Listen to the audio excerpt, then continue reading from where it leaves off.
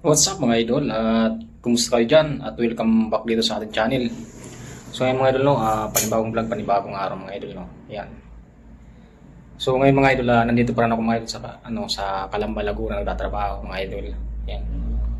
So hindi talaga ako nakauwi mga idol kasi alanganin kasi mga idol eh. Nagka-problema kasi ako mga idol sa financial problem mga idol. Gawa ng siyempre sa pamilya mga idol eh, may problema ako sa pamilya kaya hindi ako nakauwi. Yan. Kaya di tayo nakapag-vlog tungkol sa pag-aalimukon. So babalik ka sana ako mga idol sa pag-aalimukon kasi meron naman ako mga nakakausap mga idol na nagtatrabaho din sa tulad ng DNR mga idol.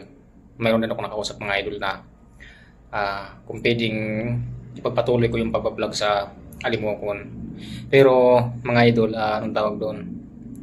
Pinayagan niya ako mga idol. Hindi ko lang sasabihin yung pangalan mga idol kasi hindi naman siya nagpapa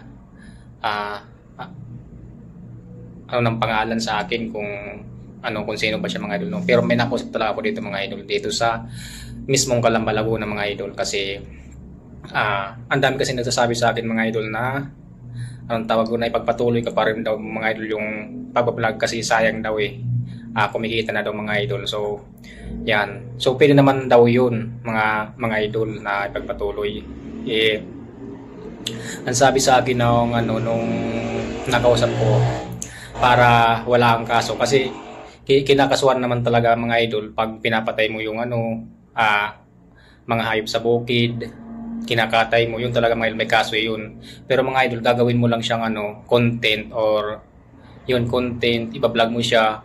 Tapos, kumbaga, ang tawag doon, i-release mo lang din sa mismong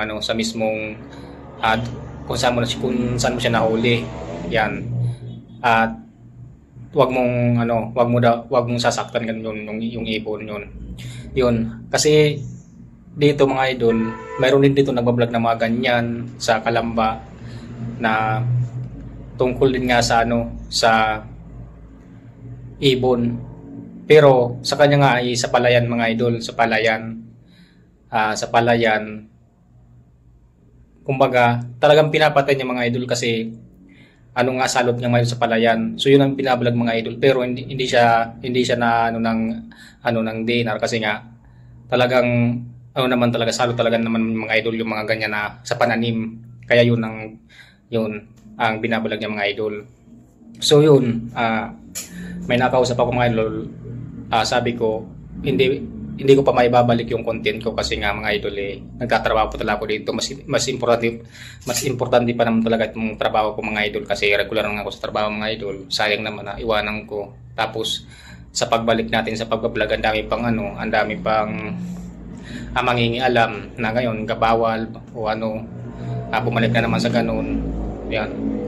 So kung sabi kung wala ka namang pinapatay o kinukuhang ibon, okay lang naman, wala mang kaso yun mga idol kasi wala ka namang pinapatay wala ka namang sinasaktan na ibon. Kumbaga ikinokontent mo lang naman mga idol kahit ba sabihan na tinatrap mo siya. Pero yung trap natin hindi naman siya ang tawag doon, nakukulong lang, cage trap lang mga idol, kumakulungan lang, cage trap lang siya. Hindi yung kagaya ng mga ibang mga idol na may pulot. So sa mga nagbablog mga idol, halimbawa wag na kayong gumamit ng pulot mga idol. Kung cuts and release ang hangarin yung mga idol, wag ng pulot. Yan, sa mga nagbablog tapos ipapakita mo mga idol sa public, yan. Talagang ibabawal yung mga idol sa inyo kung halimbawa ang dami nang nakakapanood. Yan. Kaya mga idol, sa mga kasama kong nagbablog ng tungkol dito sa Alimokon kasi ang daming nagbablog ng Alimokon para din kasi itong kalapati mga idol na alagaan Mas maganda pa nga itong i-breed kaysa kalapati kasi ang tibay ng buhay nito mga idol ng Alimokon, napakatibay ng buhay. Taon-taon talaga mga idol. Hindi namamatay yung mga idol ang Alimokon. May mga umabot nga na 20 years old pa namamatay mga idol ng Alimokon Kaya napakagandang alagaan mga idol. Magandang i-breed, magparami mga idol ng Alimokon yun.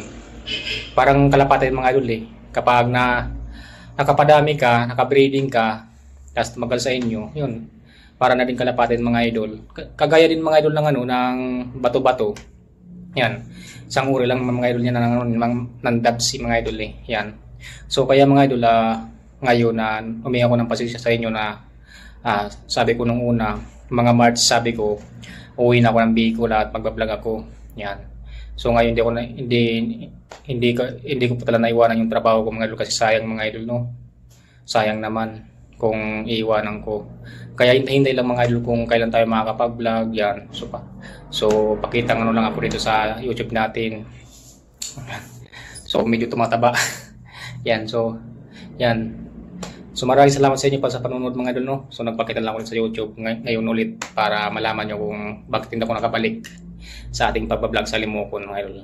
Yan. Maraming salamat at God bless sa ating lahat. Thank you.